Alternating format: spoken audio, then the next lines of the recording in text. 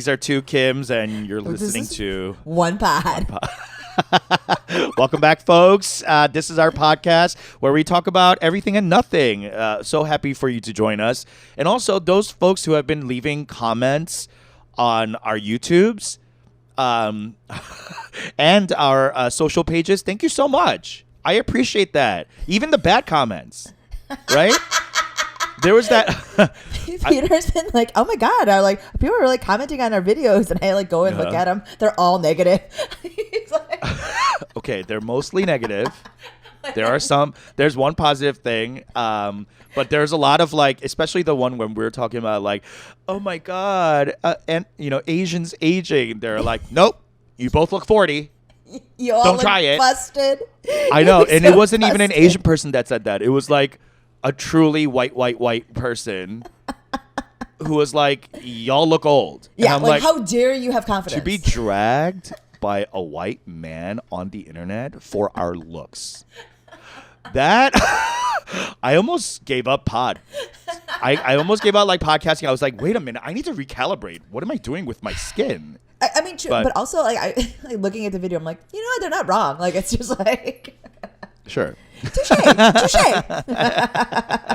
thank you for leaving the comments. Thank you. We appreciate the engagement. And also for those of you who are subscribing and what's it called? Reviewing our podcast really helps, especially because we've rebranded to Two Kims One Pod. So for you to review us as Two Kims One Pod is a really great thing, and it really helps us. So thank you. And if you haven't done it yet, please go do it. You're listening to us for free.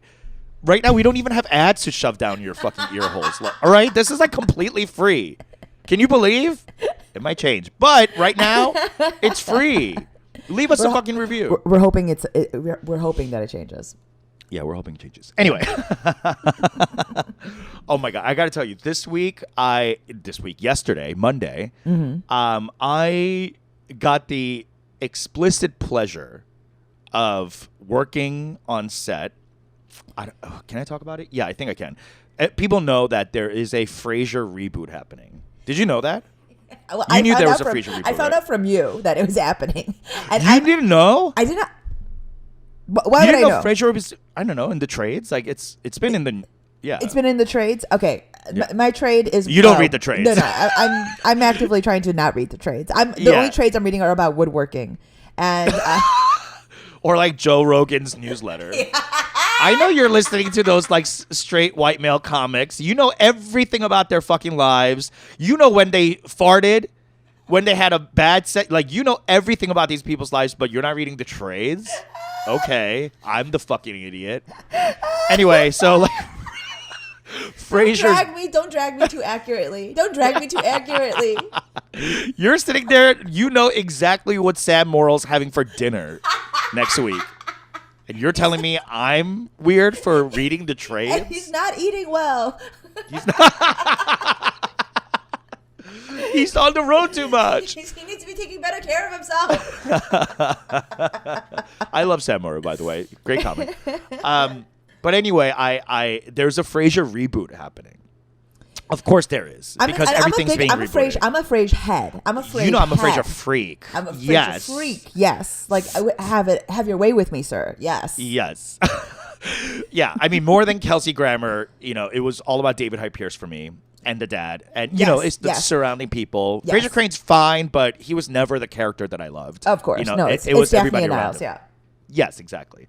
And so I was very excited. It was one of the shows that I watched and rewatched. And the writing is impeccable. The writing is so tight. And not only are the slams, the jokes on each other tight, it's a complete farce. It's a physical farce. And in every, and me, being, you and I grew up with Korean comedy, Korean content, very physical slapstick comedy. Yes. So when they're doing these entrance and exits and farces and stuff like that, no other show on TV was really doing that, at least in that time. Because Frasier was on at the time of Friends, Mad About You, Seinfeld, must-see TV time. And within that block, it was unique in its highbrowness. And highbrowness coupled with utter mass appeal. This was a dominant show.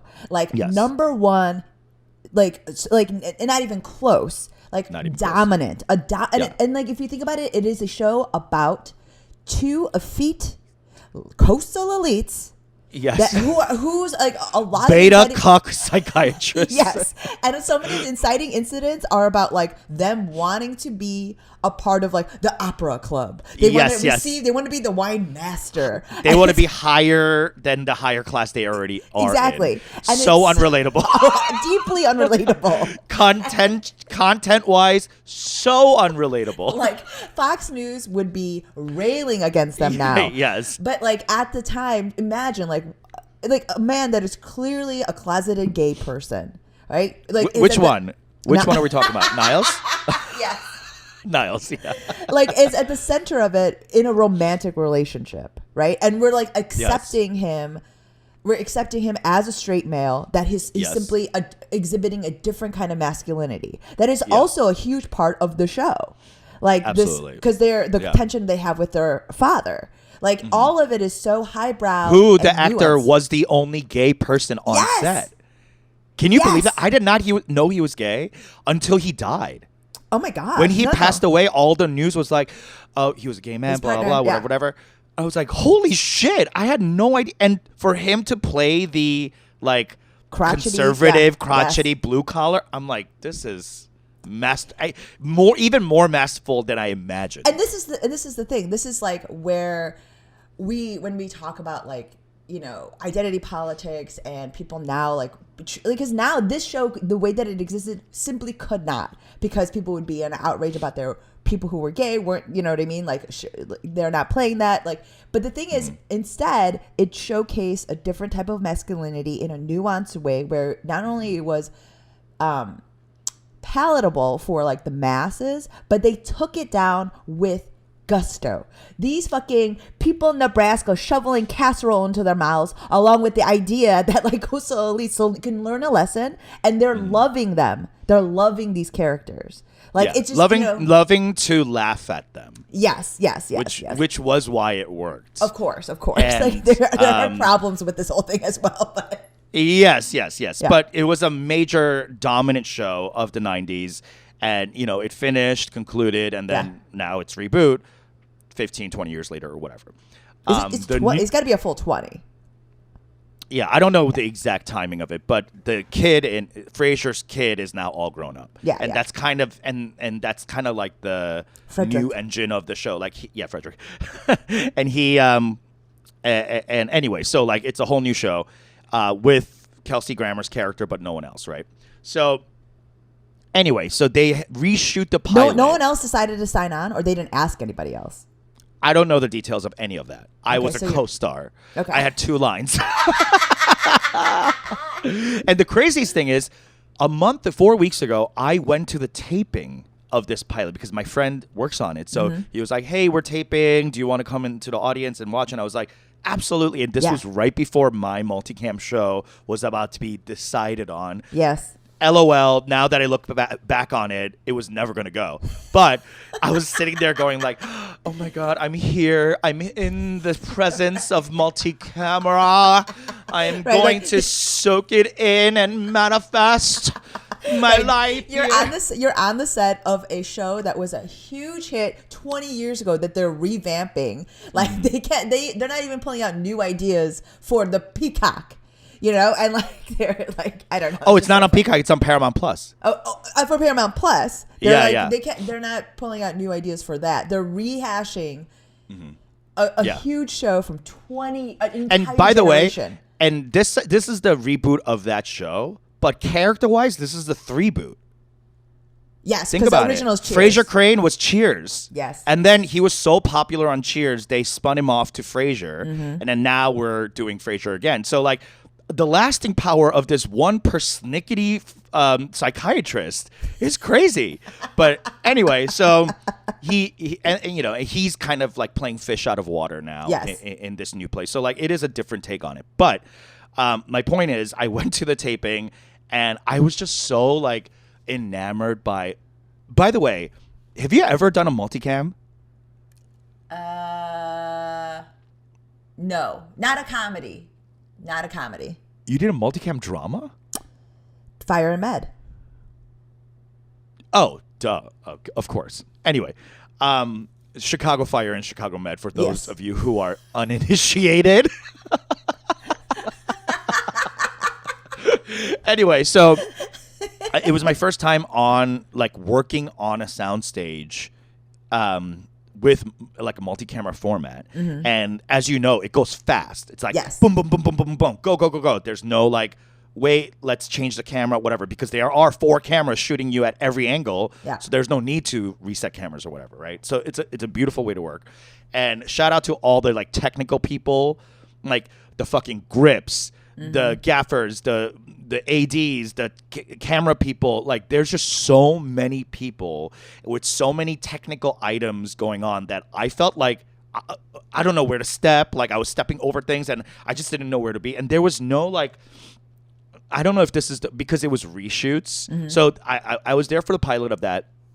And I saw it and I was like, this is great. One day I'm going to work here. You know, like I'm going to work at the Paramount studio because my studio for the pilot that I was making for Kim Spa was a CBS studio project. So I was like, oh, this is going to be at Paramount. And I was just like, yes. And of course, it did not happen. And 4 weeks later, I get a call saying like, hey, do you want to audition for this tiny role on the Frasier reboot? It's the pilot. And I go, what? I was at the pilot. What are you talking about? They're like, oh, they're reshooting the top because, you know, they've tested it or whatever and they need to like add in a little scenelet. So I turned it around in like a half hour and then I sent it out and lo and behold, I got the gig. So I show up. So exciting. So very exciting. Yes. It's a two-line scene. And I go and it's very pivotal because like I like kick off the whole series. The action.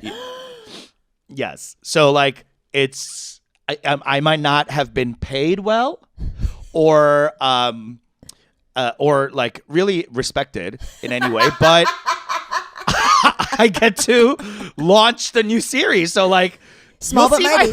Small but mighty. Small but mighty. Yeah. Just like the nation of South Korea, small but mighty. Small but mighty. Yes, we're exactly. just the tip of the penis, but we're getting the work done.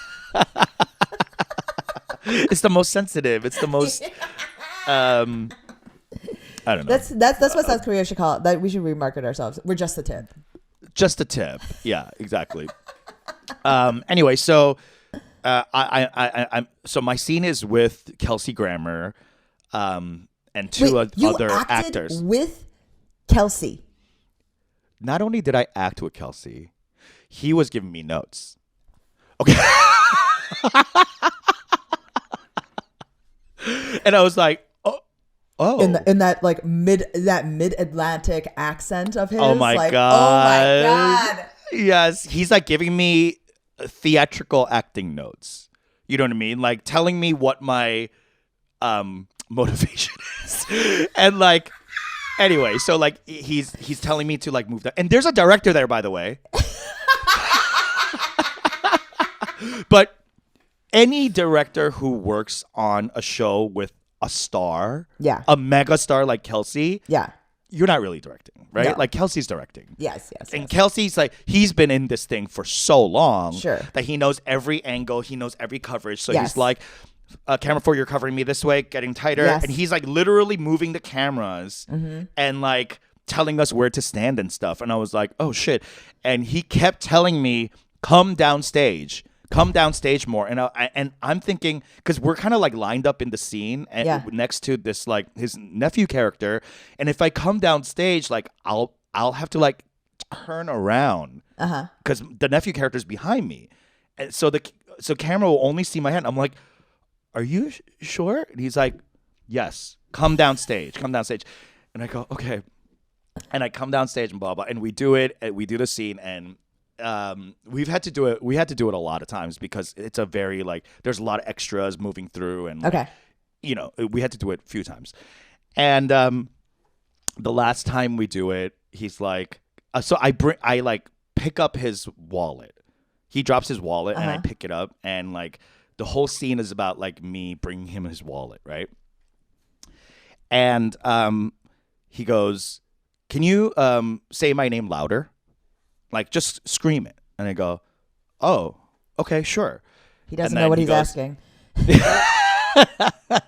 I was like, okay, louder. And he goes, yeah. you're a lifesaver. And I go, oh, thanks. He goes, what? And he's looking at me like this, and I go, oh, you meant my character is a lifesaver. He's like, yeah, because you found my wallet. And I go, right.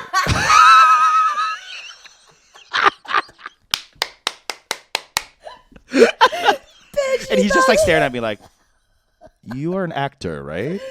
You know, like, have you done this before? You. And I got so I was so excited when he was like, when he said the term lifesaver, and I started like blushing. I was like, oh my god, what? I'm only saying 2 words. I can't believe, like, not lifesaver, Kelsey, stop. And he's just like, and then and then the other guy, his nephew guy, he's a recent this is his first gig. It's his recent grad from Juilliard. So like, it's this Kelsey Grammer, a Juilliard grad, and a British like BAFTA winning actor from UK, and me. And he's like, you're a lifesaver, and I'm like, stop. And he's just like, you a Jeff nominee. A Jeff loser. You're a Jeff Award loser, Peter. Do you know how to act? I was so mortified that like I thought he was talking about me, Peter Kim, being a lifesaver. And he was just giving me acting coaching, and I was just like, oh my god, what the fuck is wrong with me? And the Juilliard kid's like, What do you think you, Peter Kim, can contribute to Kelsey Grammer, multi-millionaire, multi-Emmy winning artist? Fate. What are you bringing to his life that you're saving it? I thought he meant like because I'm coming in for this reshoot. That he's like, oh my god, you're a lifesaver. Like, we couldn't do this without you. And I'm standing there going, oh my god, this is so embarrassing. I was so red in the face, like I could not. Anyway, but that's a level of delusion that you need to make it in this biz. Okay? Kelsey is remembering that he also had that same level of delusion when he was supposed to be a one-line character on Cheers. On Cheers, yeah. 50 years ago. Yeah. You know? When Ted Danson turned around and called him a lifesaver. And then and he started blushing. Oh my god, that's so so embarrassing. Funny. Wait, how was the rest of the day on set? Was like it was great. It was. I mean, multicams are very chaotic. Like that's what I mean. Like, I will say that it feels crazy when you're on set like that because everyone so responsible and hyper fixated on their specific job. Like everyone is like whoever is like in charge of chords. No one talked to me, by the way. Like no one was like chit chatting. Only like HMU, like hair and makeup ladies. Of course, they were like, we were kicking and having fun. But of like course.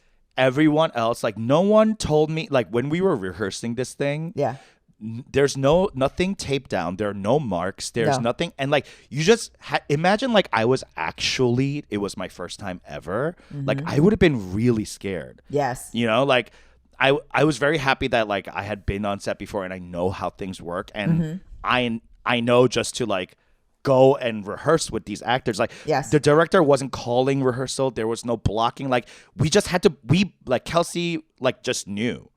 Like where to stand, because everyone. And I was like, I'll just go I'll just stand next to Kelsey. Like even the Juilliard guy, I was like, I can't believe you talked to him. Not only talked to him, he, I thought he was giving me a compliment. That's not just a small compliment. You were a lifesaver.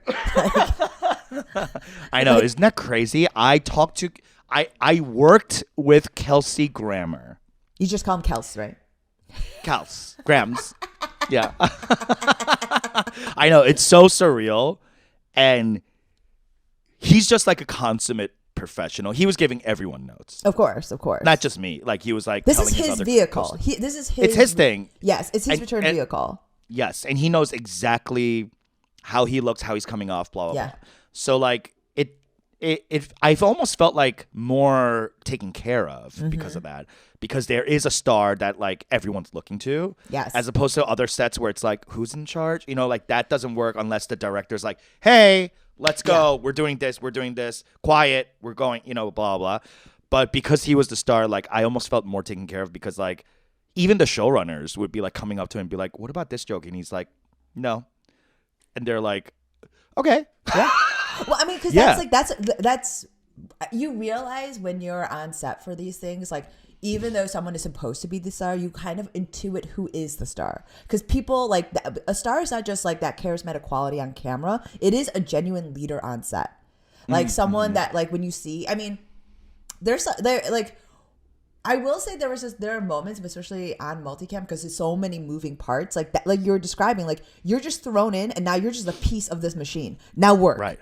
Like yeah, you and don't slow us down. Don't slow us down, because that's the worst part is if you are slowing us down, and all of a sudden there are a bunch of notes, then you know you're really fucking up. If there are no notes, no one's come and talk to you, you're fine. No one will ever give you a compliment. Don't ask for a mode. No, don't be like, is this going well? Like, no one said anything to me. No. Except for one time, I think we did like 7 takes. Yeah. And one of the takes, I fumbled a word. And one of the writers came up to me immediately was like, you didn't say this. And I'm like, yes. I know. Sorry. I'm gonna do it. I'll do it right. And he's like, okay, do you need to see it again? Do you need to see it again? And I was like, just in case you thought no, you were doing it right. You didn't.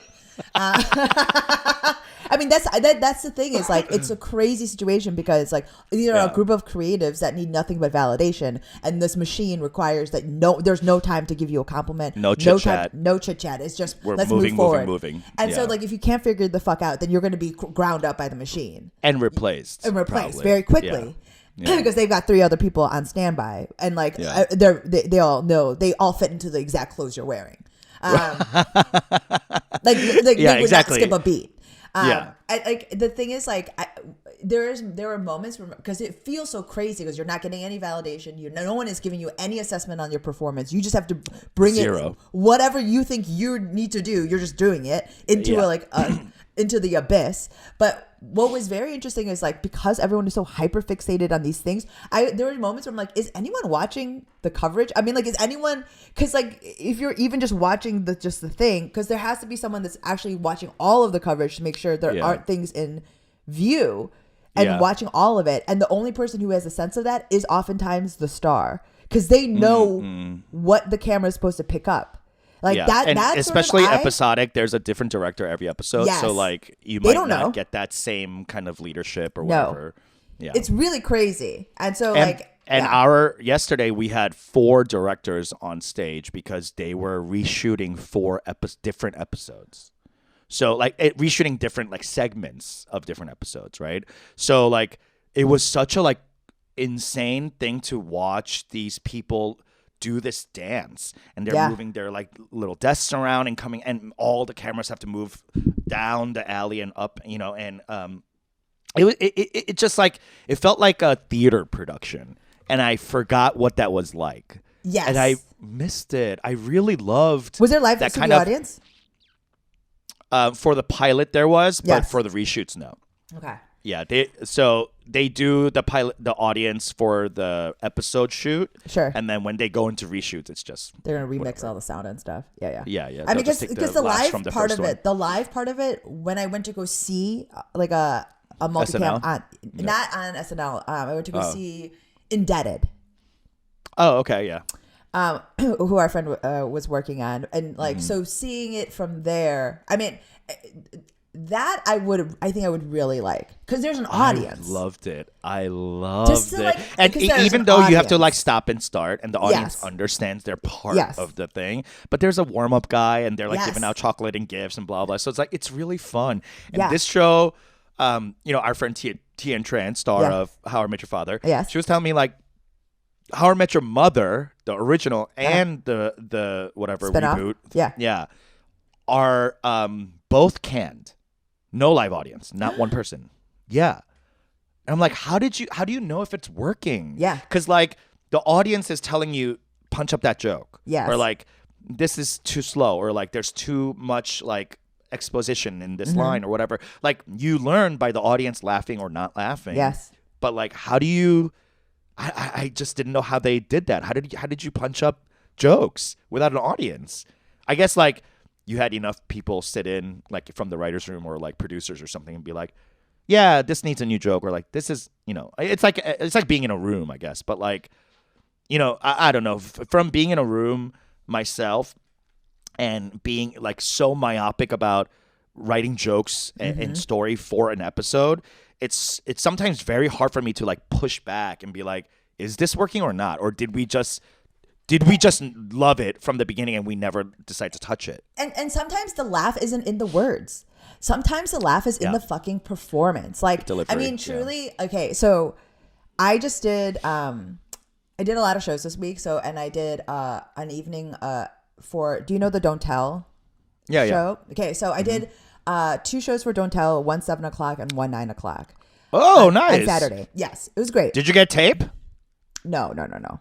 This was like just one of the one-offs. It's whatever. It's okay. I love the show though because it's always a hot crowd. Like literally, visually, they're all hot. Like these are all beautiful people. Beautiful people out for a good time. They're trendy. They're young. They're interested in like it's a secret pop up. Yeah, exactly. And they're like, let's just go wherever. And then it's like clearly a lot of people on dates and like interesting parts of their relationship. So it's like a self-selected like good crowd. Exactly. Yeah. So the first show, hot crowd, hot set. I've been doing all new material. Like it's yes, it's like a fresh 10. Like I would say. Oh wow. Yes, like I've been struggling with recycled closer, opener, nothing. They're all new. Right now, the way that I'm working my 10, I don't even get to my closer. Like I'm like getting and I'm building on this thing inside of it. A story. A story, not even story, but like themes. So like I, in the last 4 shows, haven't even gotten to my closer, which is the only rehashed bit that I have. But I add like a whole other second chunk to it that is all new. So how's it going? Well, like the last 4. Okay. I mean, there's like I haven't had to abandon the set to go to my closer. That's what I mean.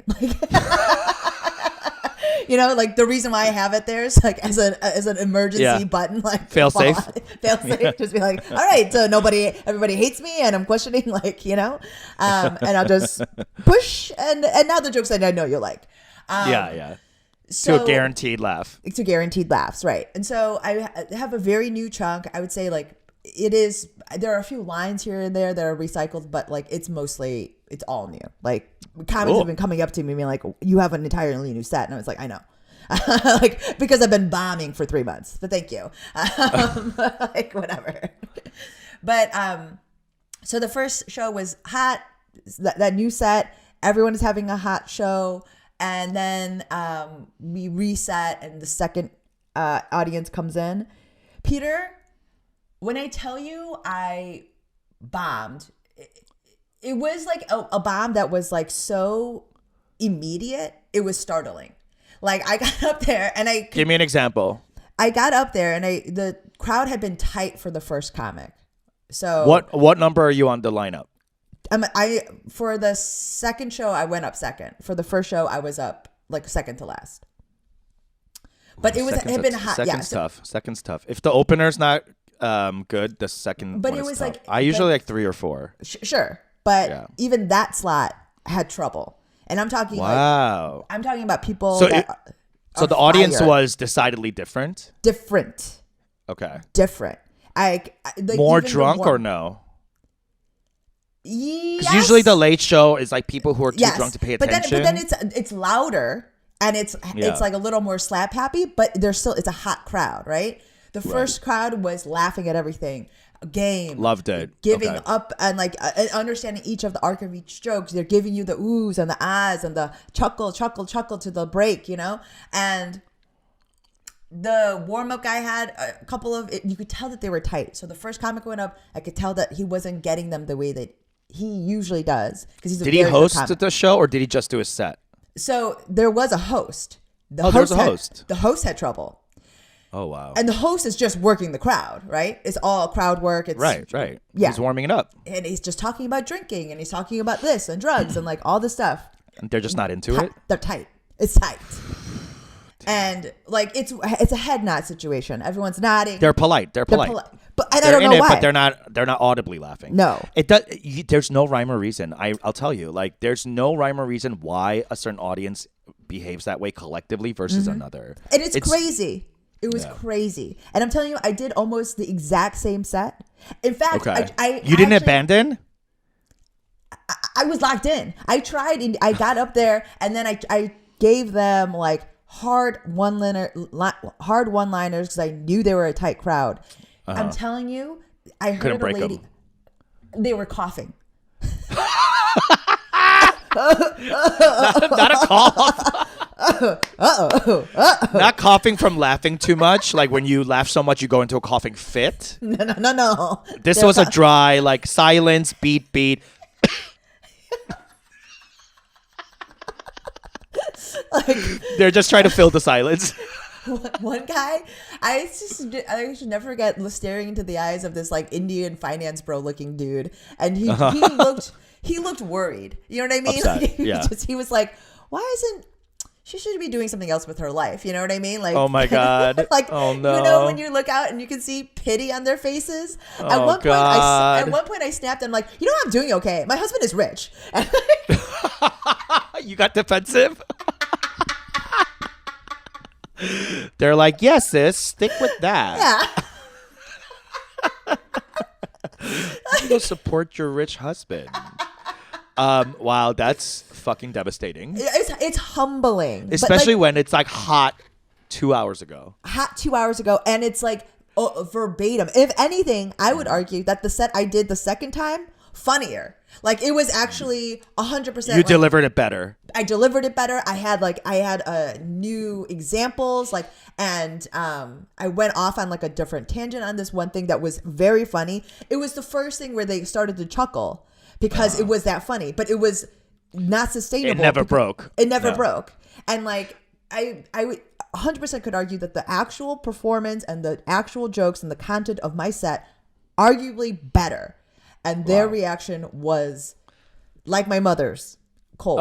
And like it was and judgmental. Like, you know, and can I tell you, it was so psychotic a feeling because every single comic that went up, and I'm talking about like people that are killers, national headliners that did drop-ins, were like, they were crushing, but every time they got off, they're like, that was fucking work. Like hard.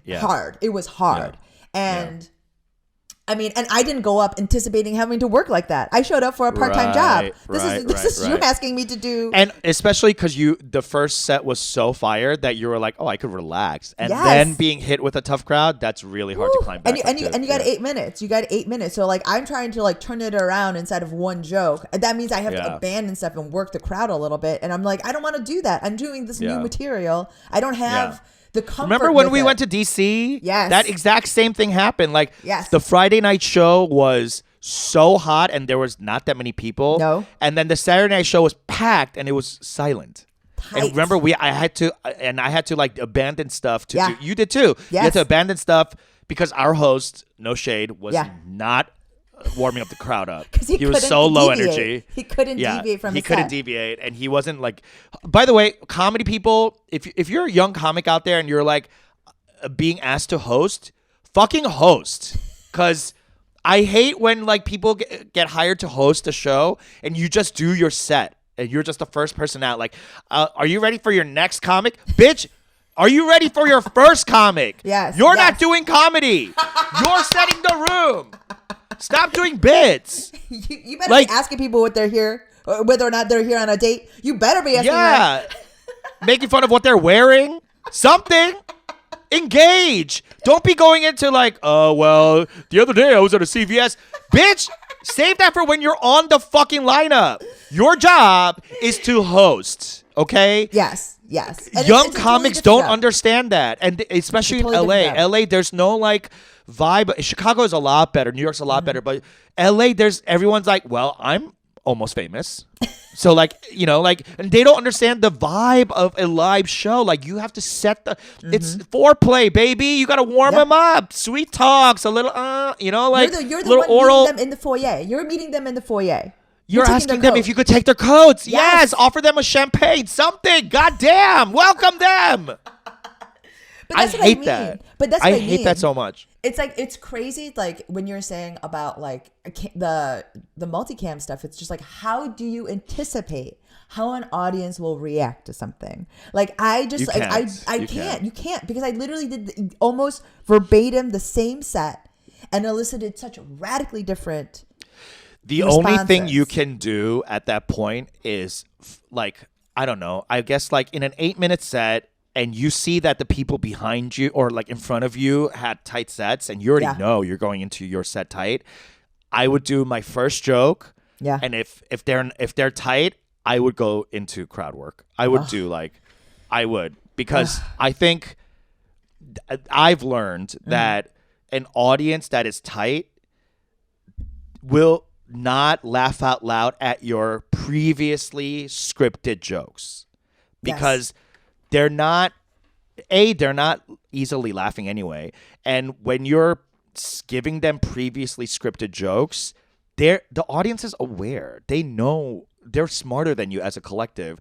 So I feel like one of the early comics should fall on the sword and fucking get them in, like congeal them as a group. I think that's usually why audiences are like silent or bad, quote bad, because they feel uncomfortable sitting next to each other. Like it doesn't feel like a one whole group. When the audience feels like a one thing, that's when the laughs are huge and like big, because they like laughing is contagious. Like you've laughed together, you know? Yes. But an audience that is tight, I feel like they're not congealed as an audience. So like as a earlier comic, I think I would try to swap, unless I'm getting a tape out of that, then too late. Like you're fucked. You know what I mean? Like, or you just get a crowd work tape out of it or whatever, you know? So like, because that's actually going back to you being obsessed with straight white male comics. I was listening to We Might Be Drunk this week with Neil Brennan, and they were talking about how Neil was asking. I got you hooked on it. You got me hooked on it now. I know. I'm like running out of things to listen to on podcasts, because I also listen to. By the way, you guys should listen to this podcast on a 1 1/4 speed. We're way funnier. Trust me when I say it's way funnier on 1 1/4. We're dragging at a normal speed, but when we pick it up, it's at a clip. But I listen to everything on a 1 1/4 speed, so like I run out of. And I live in LA, so I'm in my car a lot. Yeah. I run out of content, so like now I'm listening to We Might Be Drunk with Mark Norman, Sam Morrill. I like Sam, Mark, whatever, like take it or leave. I just not the person, just the comedy. Okay. Yeah. I don't care about who the people are. Comedy wise, not my fave, but I like Sam. And Neil Brennan was on. Mm-hmm. He's a older-ish comic who helped. He wrote on Chappelle Chappelle Show.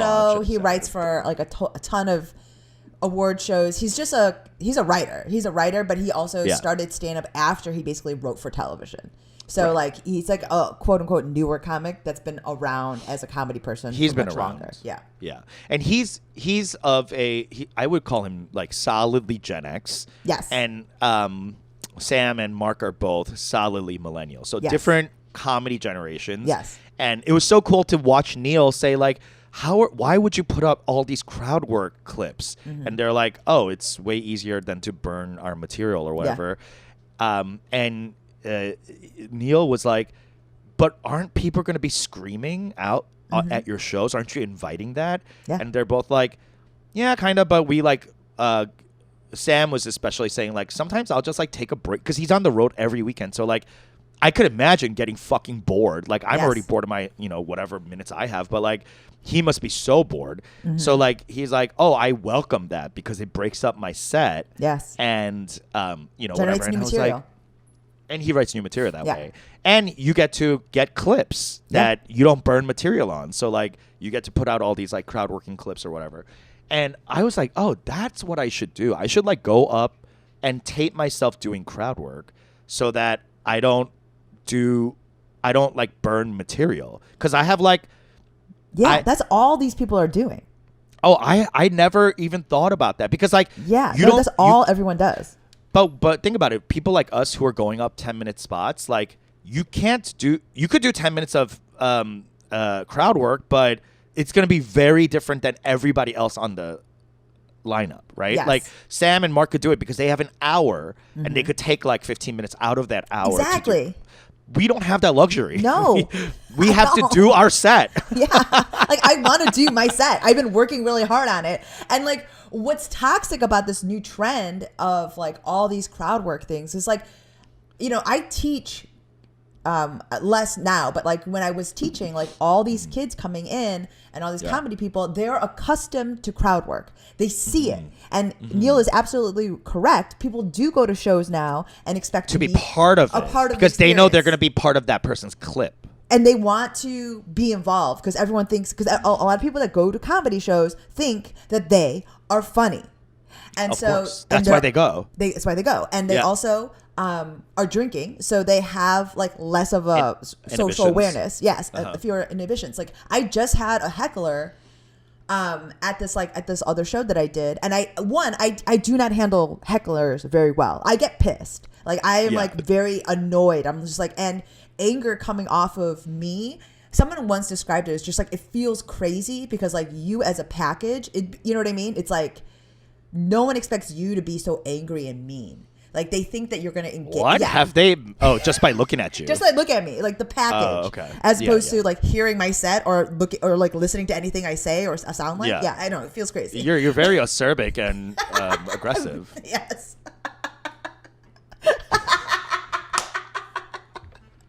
But like it feels crazy. So these women in the honestly, front row, if someone like, sorry to interrupt you, but like honestly, when I met you, because when I first met you back in Chicago, you know, I don't think you look that different really. You haven't like grown or anything, but like you haven't grown taller. No shade. But you were a full ass adult. You were 35 when I met you, or whatever, or like 33 or whatever.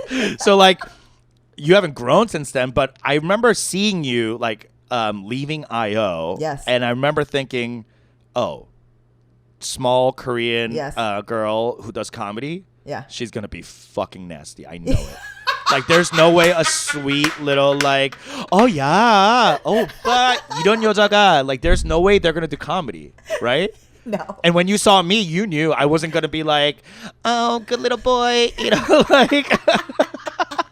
You knew I was gonna be a fucking terror. That's why we were immediately attracted to each other. Yes. But like white people, when they see you, they expect like model minority. Yes. You know, maybe she works at a patisserie, like something like cutesy. You know.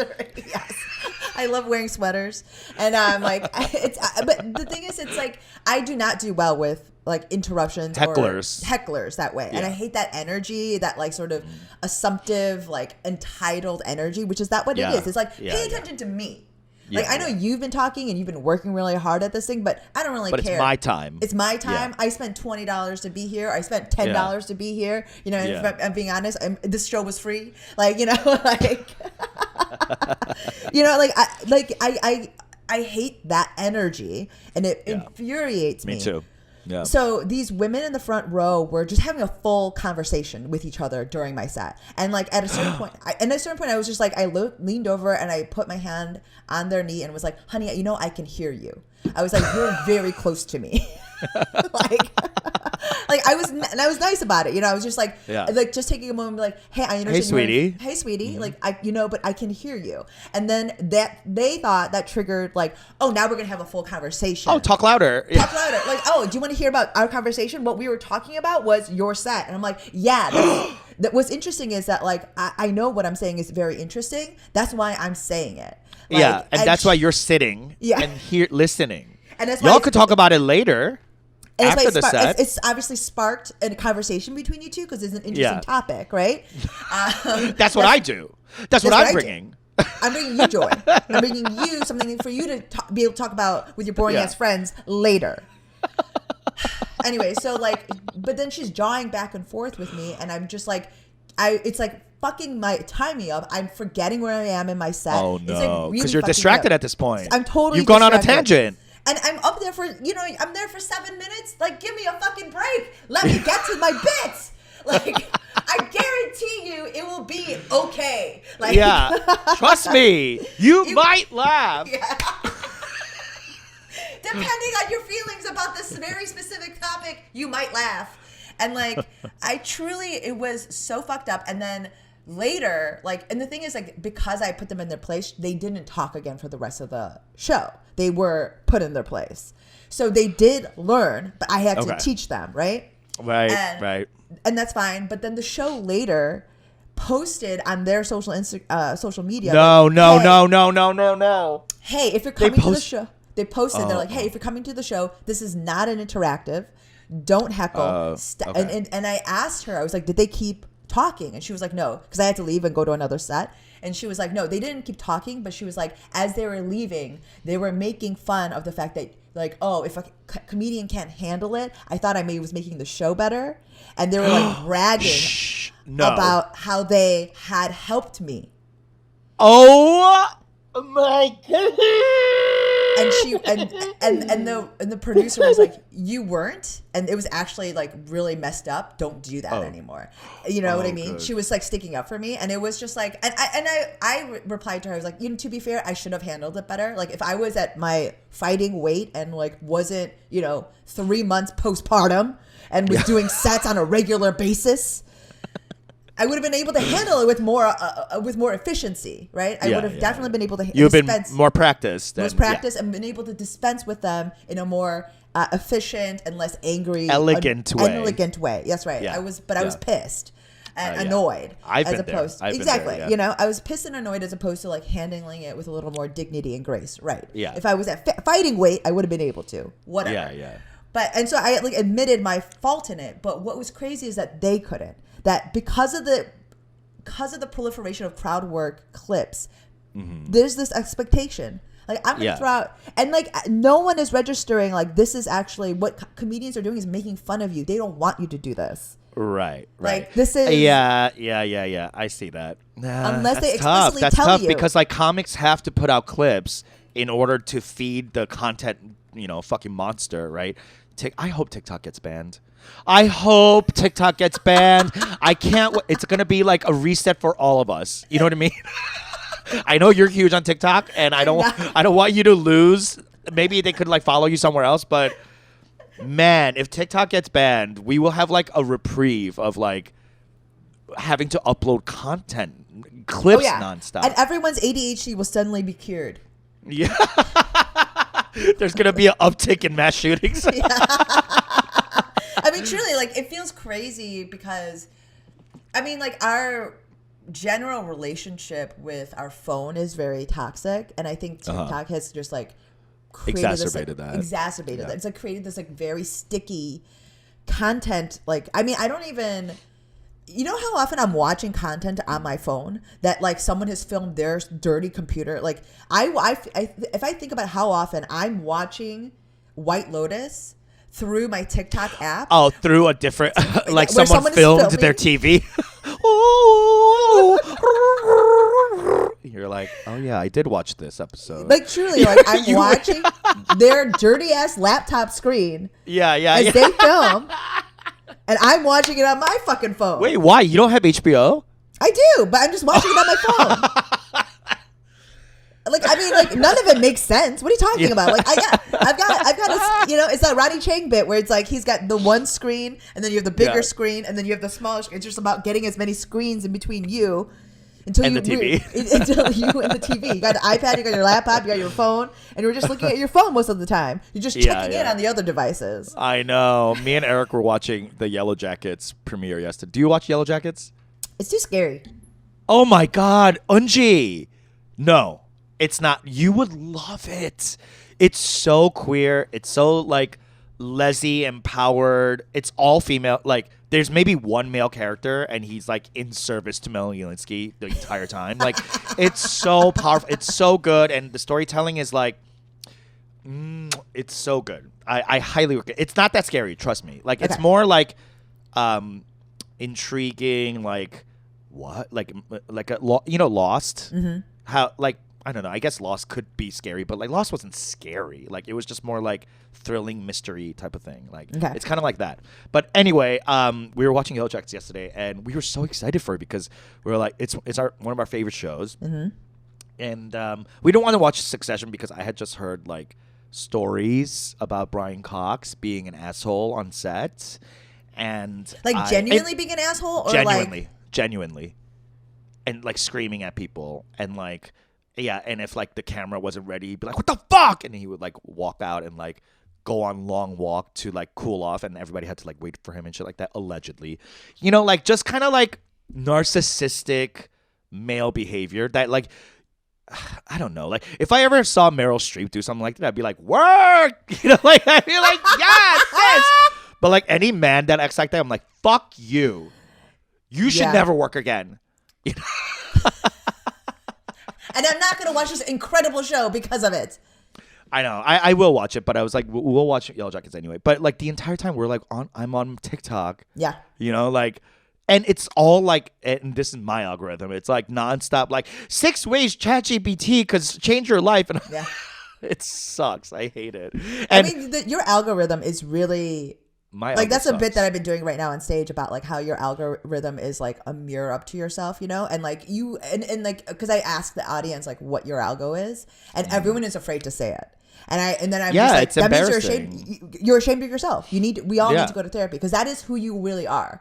We're comedians. How could we not be ashamed of ourselves? That's why we talk on stage. I'm asking the audience, though. Even the audience is embarrassed. Yeah. It's always one. It's always one, like, it's always a girl with, like, a lot of confidence that will raise her hand. Everyone else is ashamed of their algorithm. It's just always one lady. It's always a woman. Yeah, she's like, puppy top. It's very interesting to me. No man's going to answer that question. It's all fucking disgusting, perverted stuff. Like, the things that, like, okay. Exactly. Also, my thing about TikTok is that, like, it's too PG for me. Like, I'm getting shadow banned left and right because a lot of my stuff is about, like, being gay and having sex and whatever, and like how awkward it is to be like an older gay man having sex, and like they hate anything that has to do with like sex. But you could literally have your whole fucking asshole out, but as long as you call it fitness, it's great. You know what I mean? Like it's so weird. Like I'll tell you right now, my algo is all giant boy butts and ChatGPT. And like how to make money off of AI. That's all. That's my entire algorithm. And that is so you, though. I can see you. That would captivate all of your attention. It would captivate your attention. How to make money, boy butts, right? Boy butts, and then it's like sometimes once in a while trickled in is like extremely highly skilled chocolatiers. Yeah.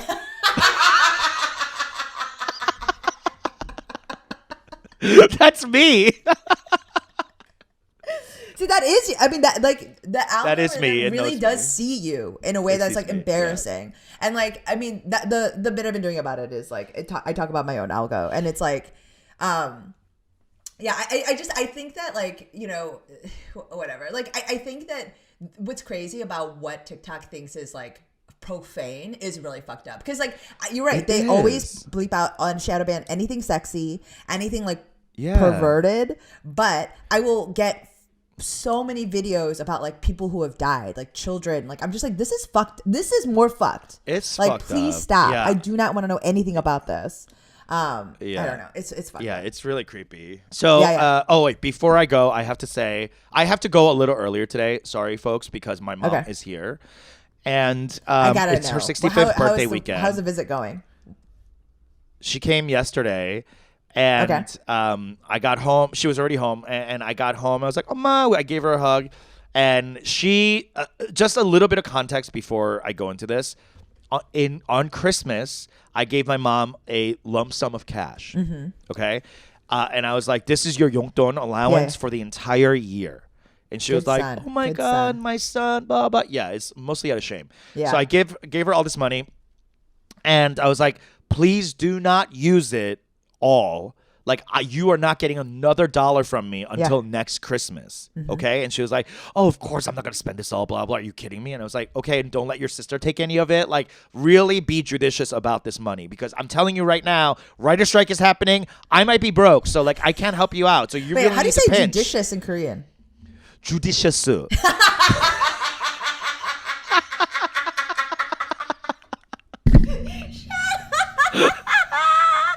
She's like, 뭐라고? 뭐라고? Yeah. 주드 뭐? 주디 뭐? 뭐? You shiki. So I tell her all this, and I'm like, okay. She's like, okay. I gave that money to her on Christmas, December 25th. 12/25. It is currently 3/28/23. Okay, it's been maybe 3 months. Oh, okay, 3 months and 3 days. Yeah, 1 quarter, a quarter. A financial quarter. Quarter, yeah, fiscal quarter. My mom has been to Las Vegas 3 times. Once because it was her sister's birthday, once because it was her birthday just now. She just came back. And then the second time, she just wanted to go. So I'm like, wait, so before that, she's been to Vegas twice. And then since I gave her that lump sum, she went 3 more times in 90 days. I'm telling you, so I go, understood what judiciously means. That's what it was. I should have used the easier word. Try being cheap. Yeah. Parsimonious. Yeah. Parsimonious. Frugal. Anyway, so I come into the house. I'm like, Oma, hi. And then she's like in a weird mood, right? And she's like furiously doing like dishes or like making pop, right? And she's like complaining about why the pop is so hard, right? And I'm like, what's the vibe here? Yeah. I just came from work. You're in my house and you're in a stank mood and you're fucking acting like you're criticizing everything. I'm like, what is your problem? There is this unique flavor to angry rice washing. Oh my gosh. Bitch, let me tell you, she washed that rice so much it ran clear. Yeah. You know what I mean? Literally, I'm like triggered right now just remembering just the angry angry rice washing. Oh. Yeah. Oh, I'm just getting triggered right now. And I'm like, okay, how are you? She's like, I'm good, whatever. And I'm like, okay, what's going on? How is Vegas? She was like, 묻지 마. And I'm like, how much did you lose? And she was like, yeah, homeless 될 것 같아. And I was like, what? Are you kidding me? And that's her way of saying I lost it all. Yeah.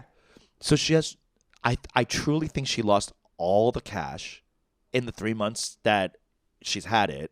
And now she's like sitting here washing my fucking rice angrily and saying like, oh, I had to pay $65 for a taxi to come, court taxi to come here. Yeah. And she was like, you said you're going to give me cash, right? And I'm like, you're sitting here asking me for $65 cash when I gave you, I'm not even going to say how much I gave you, but more than 10 times that.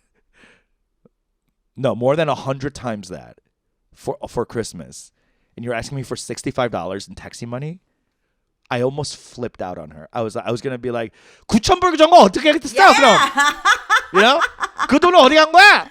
I almost went like. You didn't say that? I didn't because Peter. I saw how upset she was. Okay, she was like really, really like she was not in the mood to like go tit for tat. Yeah. And usually we're like verbal sparring. Yeah. You know, that's our love language. But that's actually not a love language, but okay. Well, that's what she told me. Okay. I know.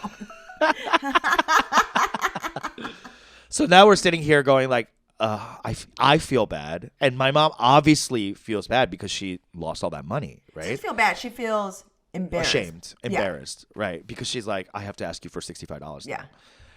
So I'm sitting there going, and of course, everything inside of me wants to just rip her a new asshole, right? For being, fucking a child. Irresponsible. Yeah, 나이가 몇인데 like. 그러니까, and I was just like, you're turning 65 in a few days. What the fuck? You're acting like a 6-year-old, you know? Yeah. So I'm like boiling, but I see my mom like just pouting and being in like a broke ass mood, and of course like 내가 마음이 아프니까, you know, like I have, My mom would not be 아파. It would be. But I know, but your mom has your dad. That's different. If my dad was still alive or she had someone, I would be fucking like ripping her a new one. But like, she's alone, so I'm like, so she, she's in a bad mood and like looking at her phone or something. And she was like looking at the weather, and we're gonna go to Santa Barbara in a few days. And she was like, I was like, oh, 날씨 봤어? Did you see the weather for Santa Barbara? She's like, no.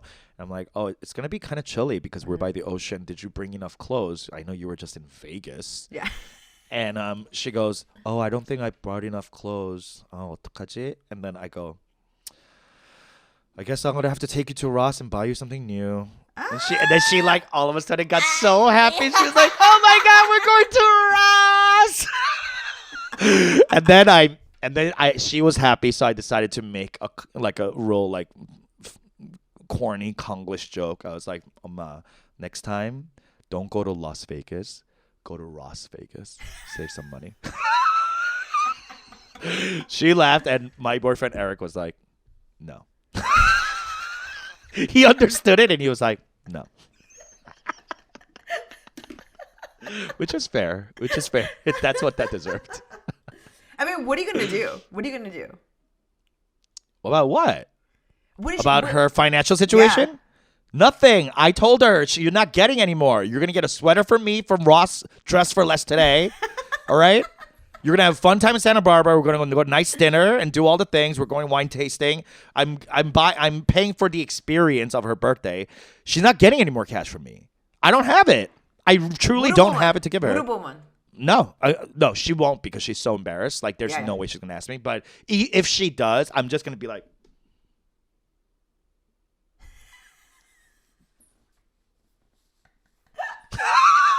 sorry for the audio people who didn't understand that. I just gave a really stank look. I mean, you know what my dad used to do when his brother would always come for cash? He would he always had my dad always put, like, I don't know what the Korean, I don't remember the joke, but he was basically like, I always have some extra lint in my pocket for you. So he'd pull out his pockets, like, you know, like, and like uproot it, and then he'd just have inside the out, lint inside out, and he'd be like, "You want this? You want this?" And he'd just give them just the lint in his fucking pocket. I'll loan it to you, 5% interest. Yeah. 이거밖에 없는데, like. Oh, that's funny. I mean, like, I should do that. I'll try that. I mean, because it's like, it's funny, but also it's like, I have nothing to give you. I have nothing. I can't. And you are clearly incapable of being trusted with cash. So, you know, she's turning 65 on Friday, and she's going to start getting Social Security, and food stamps. So she's going to have to live off that, and, you know, think about what she did. Yeah. Anyway, I have to take my mom to Ross Dress for Less before she gets angry again. I got to go. All right. Bye. Love you. Bye.